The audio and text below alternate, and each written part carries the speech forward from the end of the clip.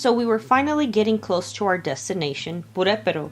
Seeing the Bienvenidos a Michoacan sign gave me butterflies. It was still a little further away, but I knew I would begin to see the all-familiar nearby towns. One by one they began to appear. Camecuaro, Zamora, La Piedad, Morelia, and even the little town of Churincio. When we hit that windy road that led to the city before Purepero, I saw the church of Plaza Salca from a distance, almost like a mirage. I didn't know what to think at this point. I knew I was getting closer and closer. It almost felt as if the mountains at the distance were almost screaming out my name with its greatness, beauty, and history. By now, those mountains had witnessed so many generations come and go, visit and revisit, step on its soil, smell, reminisce, or experience it all together as they left their imprint. And then the coveted sign, Bienvenidos a Purepero. I was finally here. The streets, very familiar to me. Not much appeared to have changed at first glance. Some stores and taxis to the side, just waiting for you to hop in to head on over to the next town.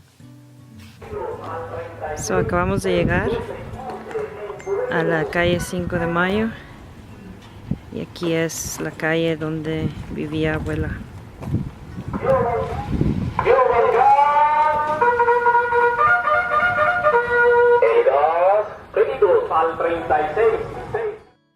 After I greeted the family and friends, I stepped outside the house to just enjoy the view and remember the times when I would sit on the sidewalk and just hang out.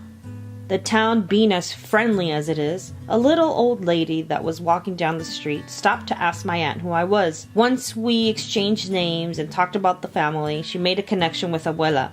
Turns out she was Abuela's old friend. She began to talk about my Abuela and how she was so grateful to Abuela for helping her so many times.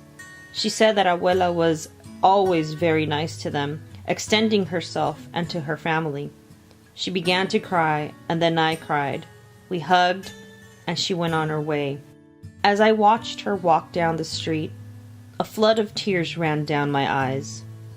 Then I saw her stop to wipe her tears.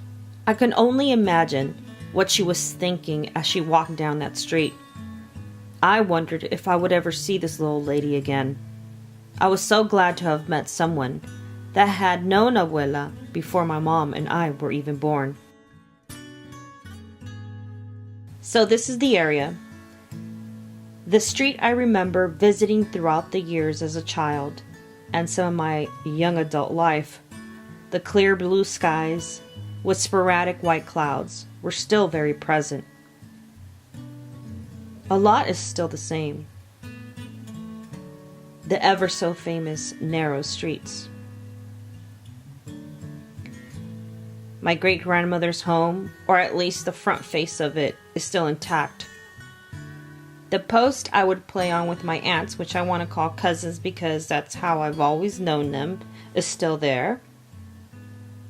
This adobe home was the entryway into the vast family land where I remember exiting to head to the plaza with my mom.